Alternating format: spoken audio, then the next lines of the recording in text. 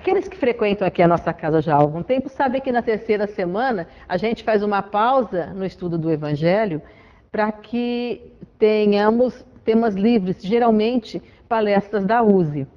Hoje seria uma palestra da USE, mas como ainda estamos na Semana Espírita, tivemos a Semana Espírita em Barretos, a semana todinha que se passou, mas hoje nós temos nas cidades irmãs, Colina, Guaíra, teremos em Jaborandi, então por isso não dá para ter a palestra da USE, mas falaremos sobre um tema livre. E que tema livre é esse? O que é aquilo ali que está na foto, né? Então, vamos nós pensarmos do que a gente vai falar.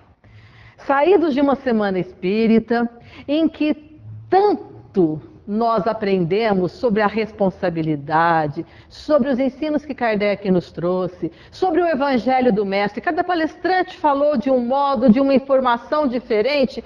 Nada mais justo, então, do que nós que bebemos em tanta fonte tão bela nessa semana que passou, possamos pensar nisso aqui, na defesa da vida. Então, vamos começar. Isso é uma fotografia de um embrião humano com 7 semanas de vida dentro do útero materno, e a foto é desse senhor, Ralph Hudgens. Então, 7 semanas, pequenininho, mas olha que a gente já consegue ver aquelas formas humanas, né? E tem uma mensagem aqui de um autor desconhecido que fala assim: mas qual ser humano não é composto por um aglomerado de células? Ele tem um coração batendo em seu peito, o que indica que está vivo. Ele pertence à espécie humana, pois tem DNA humano. Se é vida e é vida humana, abortar significa tirar a vida de um ser humano imaturo, indefeso, inocente. Que nome damos ao ato de tirar a vida de um ser humano? O embrião humano é um ser vivo, é humano. Tirar a vida de um embrião humano chama-se assassinato. Quem defende o aborto, defende o assassinato de seres humanos indefesos, que não pediram para serem gerados. Pode ser um tema polêmico, mas é um tema que a doutrina espírita não abre mão. E não é que ela abra mão por conta de crença dos espíritas. Ela não abre mão porque em O Livro dos Espíritos, e nós vamos ver aqui, eles nos dizem claramente que tirar a vida intraútero é assassinato. Então, é sobre isso que nós vamos falar, sobre o aborto. Aborto que tem crescido dia a dia, a discussão sobre ele. Infelizmente, tem crescido dia a dia, principalmente nos mais jovens, o relativismo com relação ao aborto. Eu sou contra, mas eu não posso proibir alguém de fazer. Geralmente isso. E eu pessoalmente, já conversei com jovens espíritas que cresceram dentro de uma casa espírita que tem essa postura. Eu sou contra. Eu não faria, mas eu não posso impedir que o outro faça.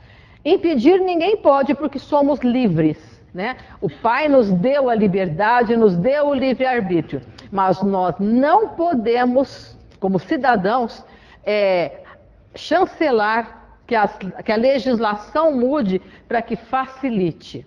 E a gente vai comentar sobre isso, porque alguém pode estar pensando assim: ah, mas faz de qualquer modo?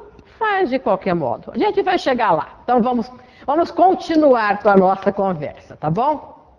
Questão 880 de O Livro dos Espíritos. Qual é o primeiro de todos os direitos naturais do homem? O direito de viver. É por isso que ninguém tem o direito de atentar contra a vida do semelhante ou fazer qualquer coisa que possa comprometer a sua existência corpórea. Então, 880, primeiro direito natural, vida. Termina aí.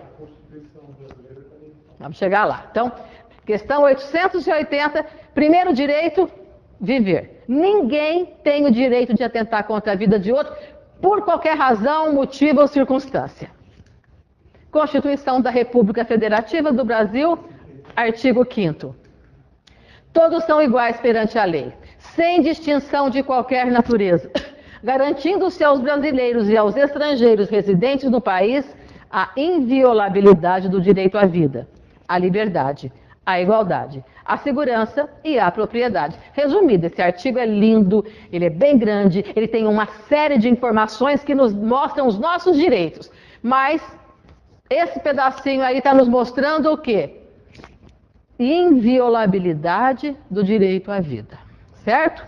Então, nós vimos que tanto os homens que redigiram a nossa Constituição, a nossa Carta Magna, quanto os espíritos superiores que vieram nos trazer, através de Kardec, a doutrina espírita, colocam o direito à vida como o maior direito do ser humano.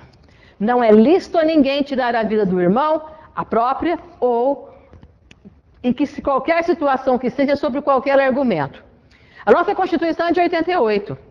E a causa pétrea dela é esse artigo 5º. É esse artigo que diz que todo cidadão, estrangeiro ou não, qualquer pessoa residente no país tem direito à vida.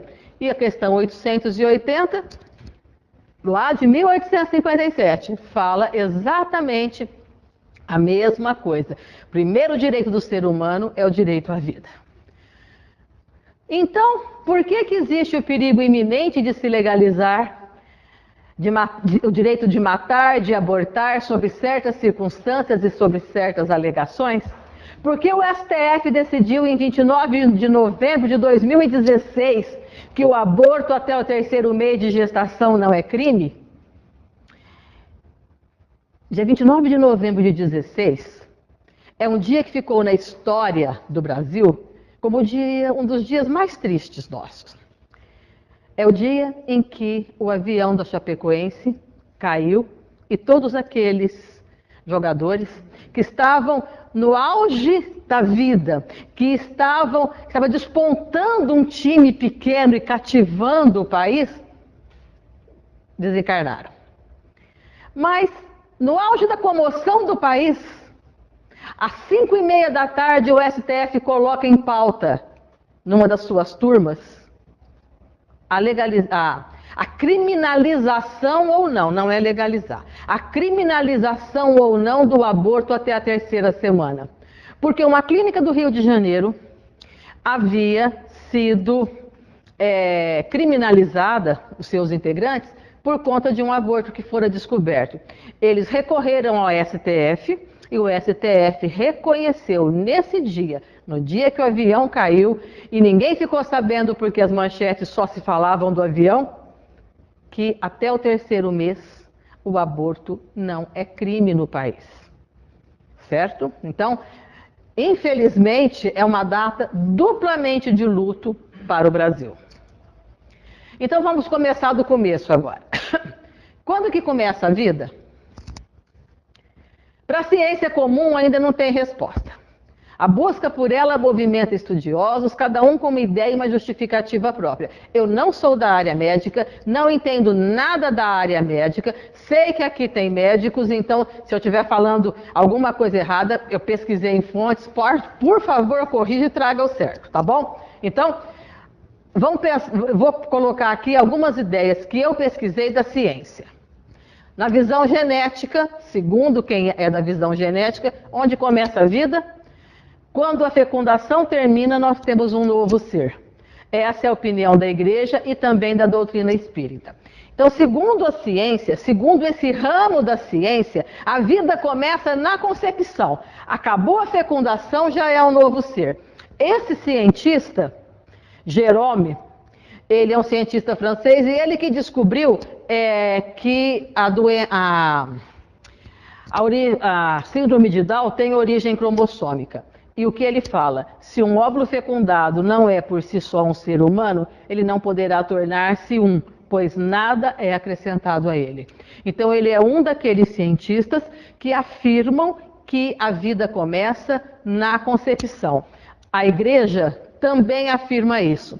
A igreja, ao longo da sua história, oscilou algumas vezes com relação a quando começaria a vida. No século XIX, se eu não me engano, por volta da década de 80 do século XIX, é que a igreja veio afirmar que a vida começa na concepção. A doutrina espírita afirma desde o início do seu advento, desde 1857, com o lançamento de O Livro dos Espíritos. Uma outra visão também científica é a visão embriológica. Acredita que a vida humana se origina na gastrulação, estágio que ocorre no início da terceira semana de gravidez, depois que o embrião, formado por 3 camadas distintas de células, chega ao útero da mãe. Nesse ponto, o embrião, que é menor que uma cabeça de alfinete, é um indivíduo único, que não pode mais dar origem a 2 ou mais pessoas. Ou seja, a partir desse momento ele seria o ser humano. Então, para os cientistas que têm essa visão, quando aquele embriãozinho, que a mãe ainda nem sabe que existe, está na sua terceira semana de gestação, quando ele vai se aninhar, se achar o cantinho dele lá no útero, aí começaria a vida. Porque até aí, aquele embriãozinho pode se dividir e formar 2 pessoas. A partir daí já não forma mais. Aí é só uma, então a vida começaria aí. Na visão neurológica, na 5ª semana, os primeiros neurônios começam a aparecer. Na 6ª semana, as primeiras sinapses podem ser reconhecidas. E com 7,5 semanas, o embrião apresenta os primeiros reflexos em resposta a estímulos.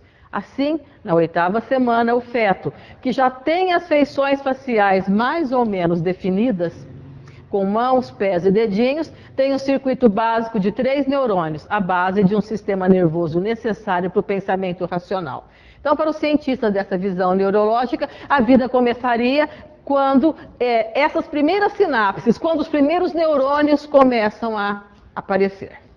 Certo? Então, a ciência ainda tem uma resposta? Ainda não tem.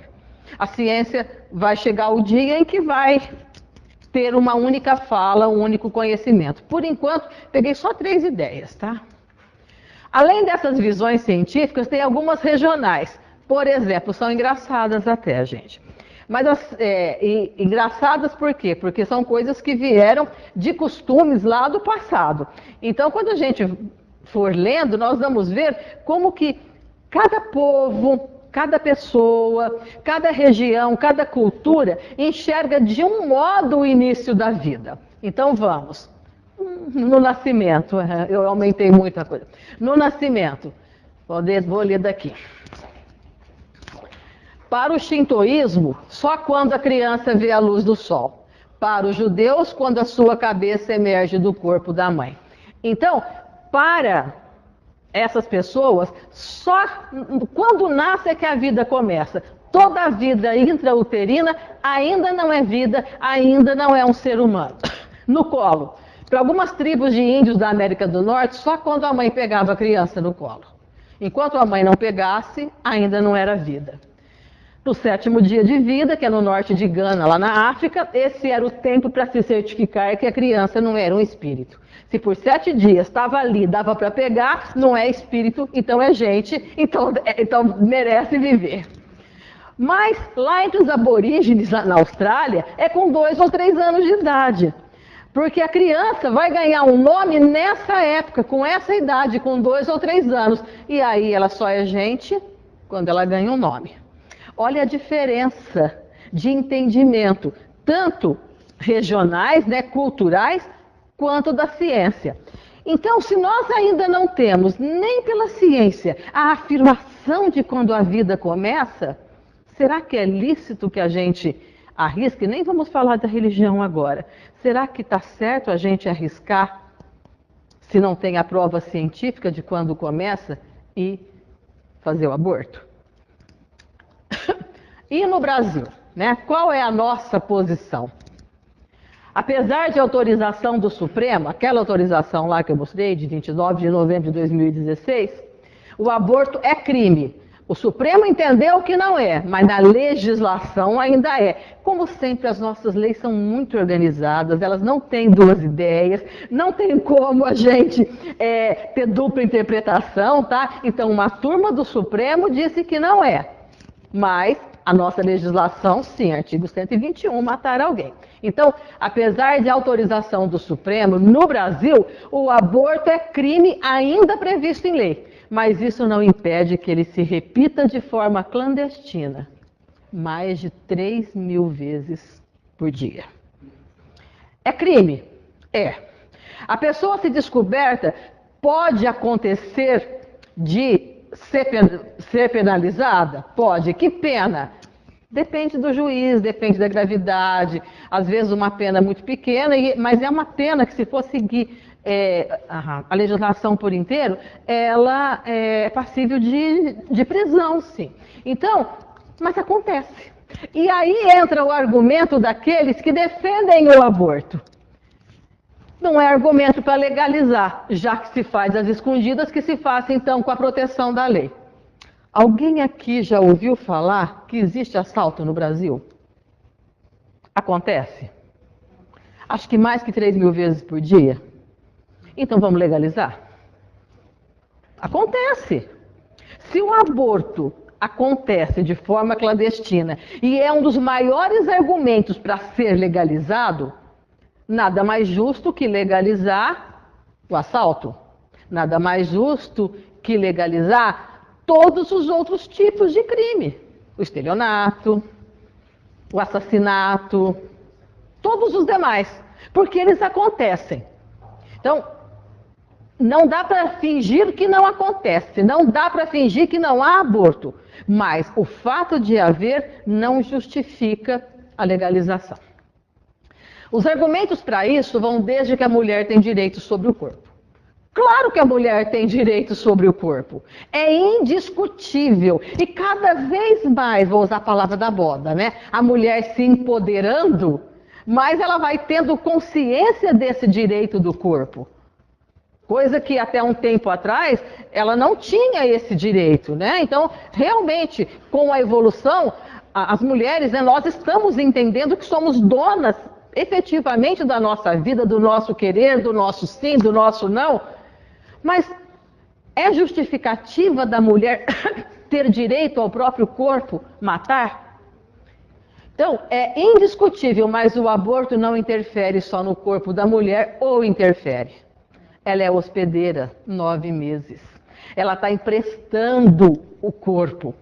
Porque se ela abortar, ela fez o que quis com o corpo dela, mas ela interferiu no corpo de outra pessoa, que a partir daqueles 9 meses é totalmente independente dela.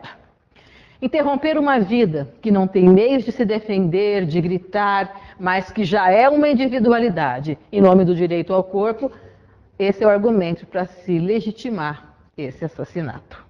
Tá? Então, vamos continuar. Outro argumento. Não, eu achei isso aí até na internet, gostei muito, pus. Direitos humanos são para todos os seres humanos.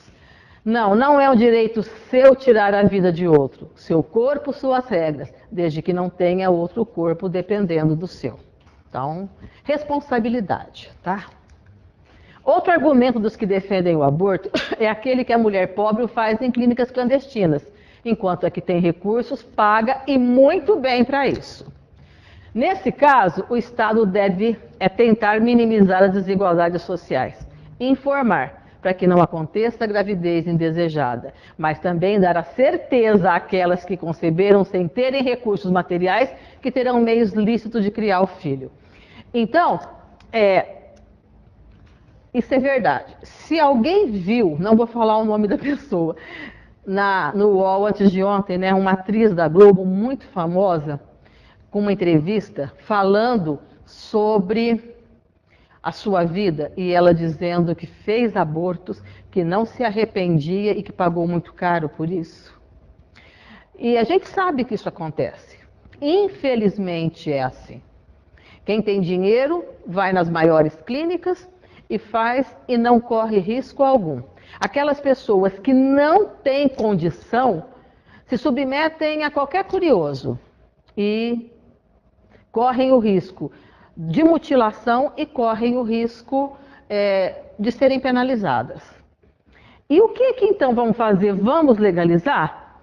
Será que não seria mais justo que o nosso Estado não fosse tão difícil como é, com tantos desvios, e que todos aqueles que precisam, homens ou mulheres, e no caso falando daquelas mulheres que conceberam sem ter recursos, tivessem a garantia do Estado de que os seus filhos, que é o estado mínimo, né, de bem-estar social que alguns países, principalmente os escandinavos, têm, que podem suprir esses filhos. Ah, mas e o estupro?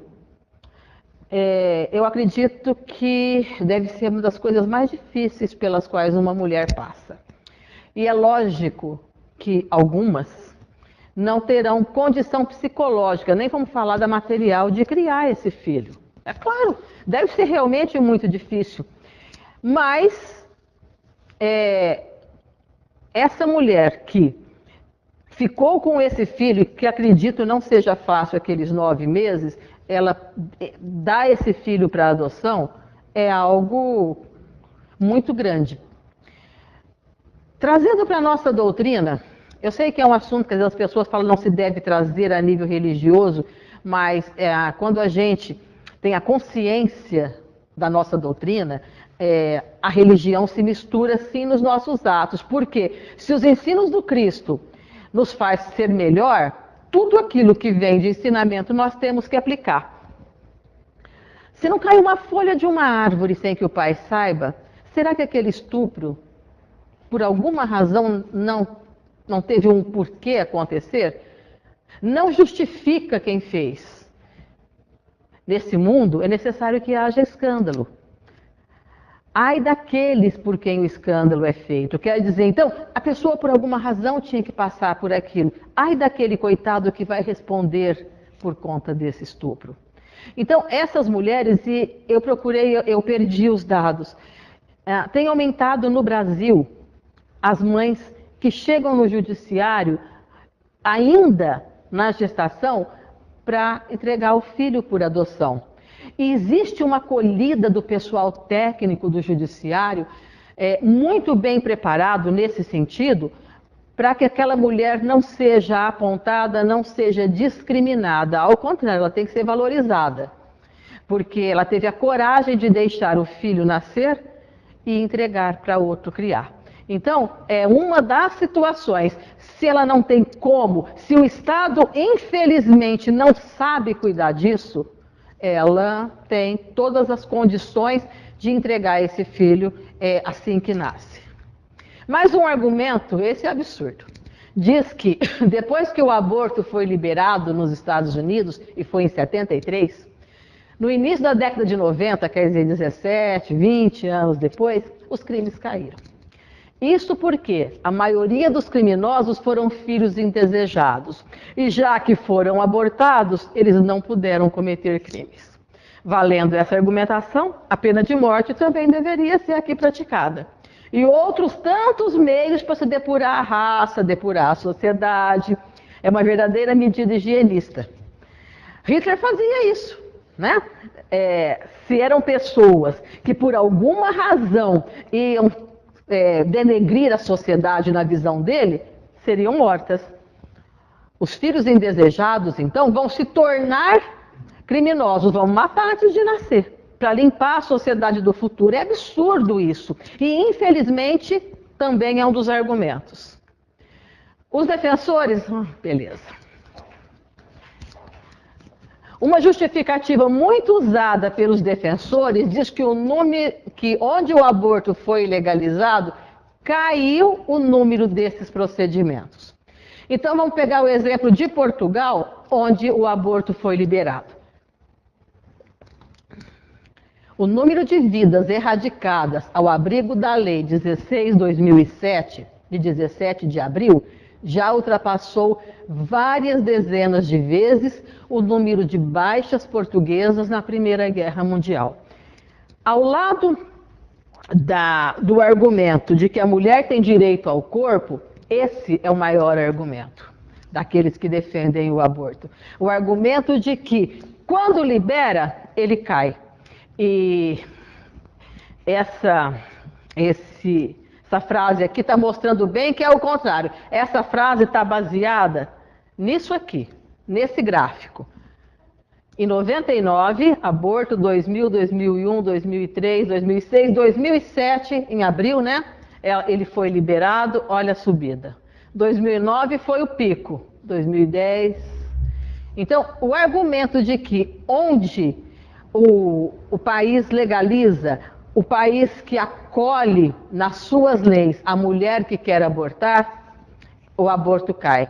Então, Portugal é um daqueles que tem a estimativa muito bem feita, essa é a fonte que nós pegamos, um site português, então dá para a gente perceber que não é bem aquilo que falam.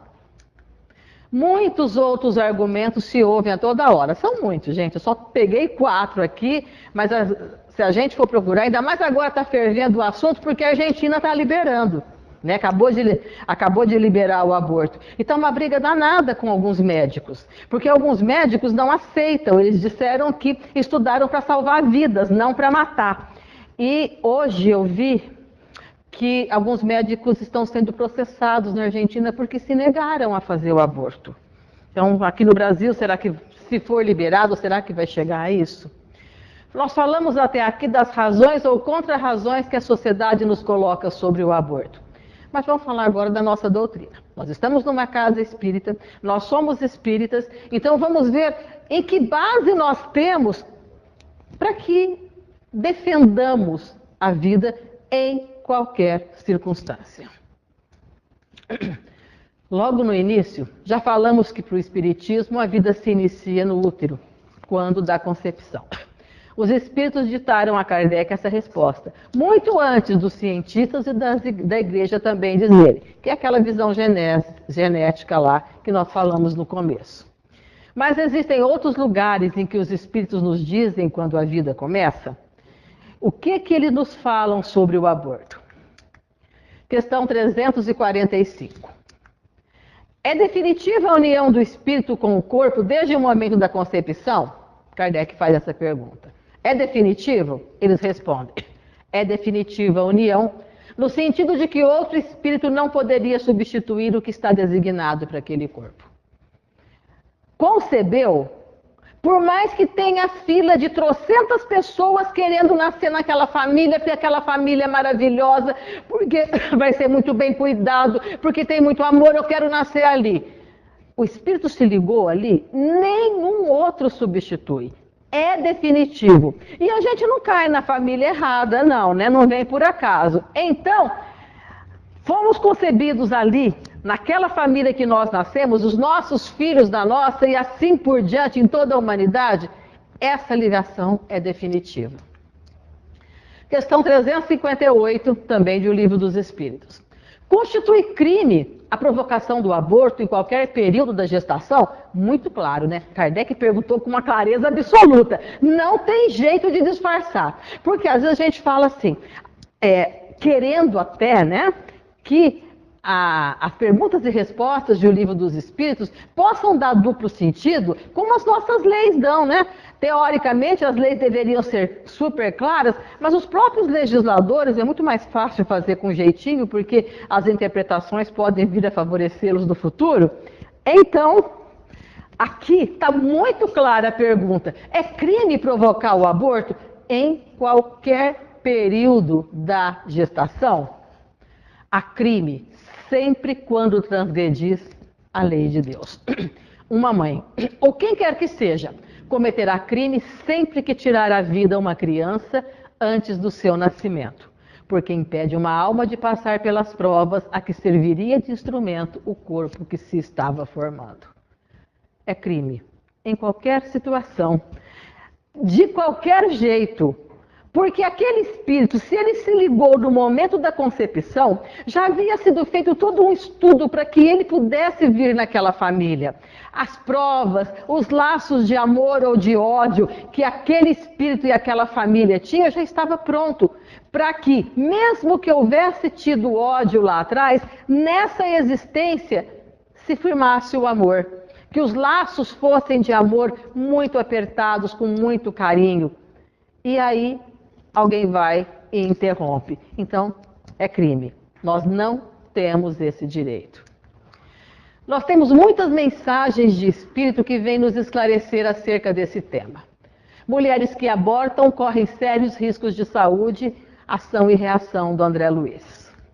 Espíritos que foram abortados podem se transformar em grandes obsessores, contos e apólogos. irmão X.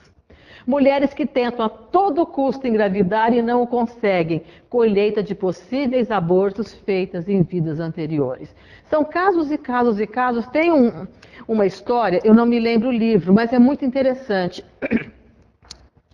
Uma mulher, é um livro espírita, psicografado pelo Chico, não lembro o nome, então falar errado é melhor só contar a história. Uma mulher, há uns 200 anos atrás, há uns 2 séculos atrás, mais ou menos, muito bonita, vivendo do corpo, praticou 11 abortos. E pela necessidade de viver, né, segundo ela, pela necessidade de poder viver e usufruir das belezas que seu corpo lhe dava. O tempo passou e agora, no século XX, quase meados do século XX, ela é uma adolescente, a mais velha de 12 filhos. E aí, por alguma razão, muito rápido, pai e mãe desencarnam. E ela tem que cuidar de 11 irmãos. E um dia, desesperada por conta de todo aquele sacrifício de ter que cuidar de 11 crianças, ela que mal havia saído da adolescência, ela tem um sonho, e nesse sonho contam para ela que ela tinha responsabilidade com esses 11 espíritos, que lá atrás, por escolha dela, por vontade dela, ela não os havia recebido, mas que agora, na condição de irmã, ela tinha a obrigação de conduzi-los para o bem. Então, é mais ou menos isso. Aquilo que é nosso vai chegar jeito de chegar até a gente, seja como for. O que é nosso é nosso. E vem através do filho, através do neto, através do irmão, através de uma criança que cruza o nosso caminho. Isso falando em termos de aborto, mas em todas as outras situações da vida. O bem que nós praticamos chega para nós em bem, é nosso, é conquista. O mal que nós praticamos também vai chegar para nós, infelizmente, uma conquista ruim. Estamos vivendo uma discussão, né? Estamos vivendo no Brasil uma discussão sobre a legalização do aborto em certas circunstâncias. Essa discussão diz assim, não, a gente, por enquanto, ninguém está falando em legalizar o aborto. Já já nós vamos ver que está assim. Mas quais as circunstâncias? Então vamos falar dela. Gravidez proveniente de estupro, já é previsto em lei. A mulher que, estuprada, chegar numa delegacia, e antes ela tinha que fazer BO, tinha que passar por uma série de burocracia. Hoje ela pode chegar e dizer do aborto, mesmo que não tenha feito, do estupro, mesmo que não tenha feito BO na hora, ela pode sim tirar aquela criança indesejada, tá? Fetos anencéfalos, ou quando o feto padecer de graves e incuráveis anomalias que inviabilizem a vida extrauterina. Não é lei, mas já tem autorização do Supremo. Tem uma história aqui muito interessante que aconteceu recentemente em Sertãozinho, aqui pertinho. Um casal espírita engravidou e estava em estado de êxtase, afinal de contas era o primeiro filho tão querido, tão sonhado. Logo no começo se percebeu que essa criança era anencéfala. E a orientação médica é aborte. Não vai vingar, né? Vai nascer e vai morrer. Esse casal, com o conhecimento espírita que tinha, decidiu levar a gestação até o final, o tempo todo. Como se aquela criança fosse efetivamente viver. Deve ser muito difícil. Mas eles fizeram isso. E a criança nasceu e algumas horas depois realmente desencarnou. Passado algum tempo, no centro espírita em que eles frequentavam, veio uma comunicação. E a comunicação era daquela criança, que agradecia muito a Deus e a eles, por eles terem entendido a necessidade de passar aqueles 9 meses no útero. Aqueles 9 meses em que a troca de energia, a troca de amor, foi muito importante para ele. Que ele precisou passar por aquilo para se recuperar de erros pretéritos. E que o casal havia aceitado no plano espiritual aquela incumbência. Imagina se tivessem abortado, teriam falido com o compromisso assumido. E que, por conta desse ato, já recuperado o espírito, com o perispírito recuperado, ele iria voltar para aqueles pais mesmo como uma criança sadia. Essa história circulou, alguém até pode ter lido. Sabe esse jornal Tribuna do Espiritismo que a gente distribui aqui? Isso, é esse aí. Há cerca de uns 2 anos atrás trouxe essa história à vida lá em Sertãozinho. Mães que tiveram zika, também está em discussão no Supremo, porque já se descobriu que a zika é uma das fontes da anencefalia, né? Então, essa discussão está mais ou menos assim, eu tive zika e estou grávida, eu vou abortar. Nem sabe se a criança, no caso, tem ou não o problema. Fetos com microcefalia, também está em discussão no Supremo. E decisão do Supremo que aborto não é crime até o 3º mês de gestação. Está em votação. Sabe aquele portal E-Cidadania do Senado? Alguém já entrou, alguém já procurou, alguém já viu, todo mundo conhece, ninguém conhece. É um portal que o Senado mantém para que o povo vote, para que o povo tenha voz. A lei da ficha limpa, que a gente tanto gosta e que hoje estão doidinhos para tirar, começou assim. Os brasileiros, através de pressão, né, de assinaturas, é a primeira lei que pegou por conta de vontade popular. E no portal E-Cidadania tem uma consulta que qualquer um pode acessar e qualquer um pode votar. A consulta é essa. A consulta popular do Senado para que os cidadãos opinem sobre, olha que chique que eles falaram, regular a interrupção voluntária da gravidez dentro das 12 primeiras semanas de gestação pelo Sistema Único de Saúde. A gente sabe, e eu estava vendo hoje, que 22% dos universitários brasileiros têm plena compreensão dos textos que leem. Infelizmente, o nosso povo é analfabeto funcional. Aí eles colocam tão bonito assim uma consulta popular.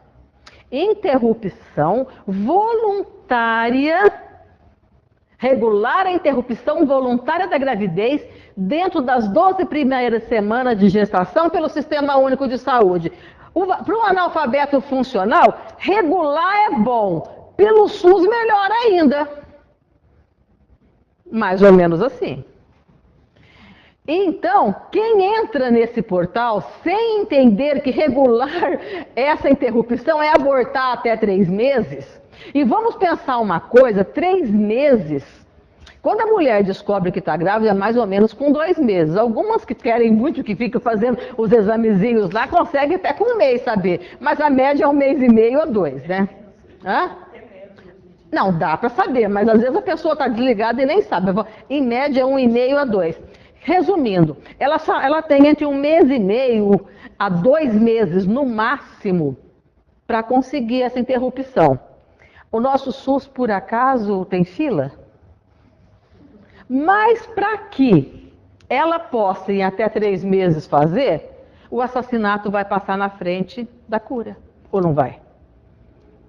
A demanda vai ser tão grande, e o SUS a gente sabe que não tem essa condição, a fila é muito grande, mas é só 3 meses. Entre a descoberta e a necessidade de se fazer, chuta alto dá 2 meses, então ela vai passar na frente daqueles que estão há tanto tempo precisando de cuidados. O portal é esse aqui, gente. É de hoje. A fonte é essa. Senado. Esses votos são apurados de hoje. Eu peguei hoje no portal E-Cidadania, 16/7/18, às 15h20. Até hoje, 338 mil pessoas não querem que se interrompa e 340 mil não querem. A última vez que eu entrei no portal, o não estava perdendo, nós estamos reagindo, então estamos ganhando. Entre no portal E-Cidadania, se não der para guardar o site, é procurar Senado, portal E-Cidadania e votem, por favor, para que não seja legalizado o aborto até 3 meses no Brasil. Então, outro método abortivo usado e aceito pela lei é a pílula do dia seguinte. Seu nome técnico é contracepção de emergência. Uma vez eu procurei o nome do remédio, né, do princípio ativo, mas para mim é grego, então é melhor eu não pôr mesmo. É contracepção de emergência. É um método contraceptivo que pode ser usado após a relação, sendo capaz de inibir uma gravidez porque impede que o óvulo fecundado se aloje no útero. Mas ela tem um efeito colateral, que é a gravidez tubária. Porque já que não pode alojar no útero, em alguns casos não tão comuns, pode acontecer a gravidez tubária. E eu vi um relato de uma brasileira que fazia intercâmbio no Reino Unido e ela fez uso da pílula do dia seguinte e imaginando que estaria livre da gravidez. E ela começou a passar mal um tempo depois, se descobriu em ultrassom lá que ela estava com uma gravidez tubária. E é muito sério, né? Essa gravidez, aí sim tem que fazer cirurgia, tem que tirar o feto, porque não tem como sarar. E ela veio passando muito mal no avião, os pais esperando no aeroporto em São Paulo para que pudesse ser feito aqui. Então ela relata em detalhes o sofrimento que foi essa situação para ela, dessa gravidez, até que descobrisse, até que conseguisse trocar passagem, até que pudesse vir, porque lá esse procedimento para tirar esse feto era caríssimo e não tinha como fazer lá no Reino Unido. A fonte é essa, tá, gente? Então, cabe a todos nós lutar pela vida. Lutar contra a legalização e contra o aborto clandestino. Porque algumas pessoas têm essa justificativa. Você é contra a legalização. O aborto clandestino vai continuar a acontecer. A gente também precisa conscientizar, não está bom, não é certo o aborto clandestino. Acredito que nenhuma mulher que faça aborto saia feliz de uma situação dessa. Então, analisar realmente isso com relação ao aborto legalizado e também o clandestino. Exigir que os direitos do cidadão sejam atendidos pelo governo, que os direitos daquela mulher que seja lá porque for, não quer ou não pode ter o filho, e ela tem esse direito de querer ou de não poder, nós não podemos julgar a ninguém, cada um sabe de si, que sejam de algum modo satisfeitos no sentido de condição do Estado ou no sentido de agasalhar essa criança pelo Estado. Então, vamos pensar nessas palavras. Se não sou um ser, por que sou objeto de discussão no aborto? Se eu não estivesse vivo, eu não precisaria ser abortado. E meu coração não bateria em meu peito. Se ninguém interromper minha existência, continuarei me desenvolvendo como qualquer outro ser humano. Se não sou humano, a qual espécie eu pertenço? Sou uma verdade simples e clara, um ser vivo e humano. Por isso, os defensores de minha morte têm que inventar longas desculpas e explicações para tentar ocultar o óbvio. Que destruir um ser que vive é matar. E que matar um ser humano continua a se chamar assassinato. Luiz Antônio Ferreira do Nascimento é um pediatra, tem o CRM dele ali. Então, ainda não posso falar, ainda não posso votar, mas estou vivo e sou um ser humano. Por isso preciso da sua proteção, diga não ao aborto. Para encerrar, tem uma história real, verídica, conheço a pessoa, não vou contar, porque ela não me autorizou a esparramar a notícia dela, mas eu vou contar o fato. Grávida, depois de muitos anos de casamento, querendo muito filho. Logo no começo, percebeu-se que a criança tinha algum problema. E esse problema, essa família tem uma condição financeira muito boa, procurou o melhor especialista da área. E o especialista disse que aborte. A criança não vai vingar. Não tem como crescer. a gravidez não vai para frente. Vamos tirar. Ela, não vou tirar. Ela e o marido foram taxativos. Nós não vamos tirar essa criança. Passaram-se alguns meses estranhando que aquela gravidez ia seguindo, porque já era para ter sido interrompida naturalmente, tamanho o problema. A informação é que não chegaria até o 6º mês.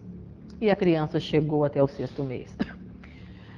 Outros especialistas procurados, inclusive no hospital melhor que a gente ouve falar muito na mídia aí em São Paulo, e as informações eram sempre de que a gravidez não chegaria até o fim. Do 6º para o 7º mês, mudou um pouco a história. E a história era, se nascer, se não morrer no parto, vai ser um vegetal. Eu cuido do meu filho vegetal.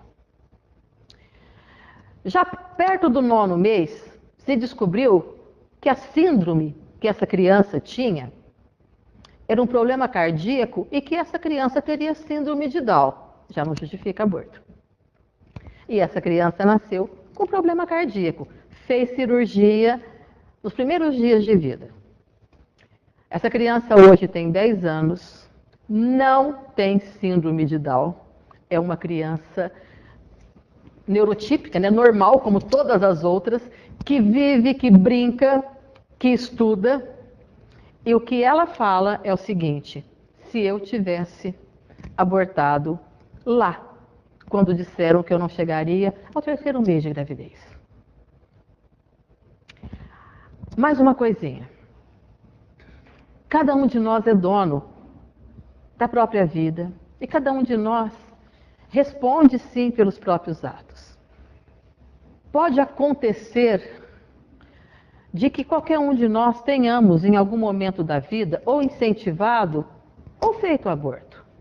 E por conta disso vamos estar condenados eternamente? Vamos lembrar do ensino do mestre que diz que o amor cobre uma multidão de pecados.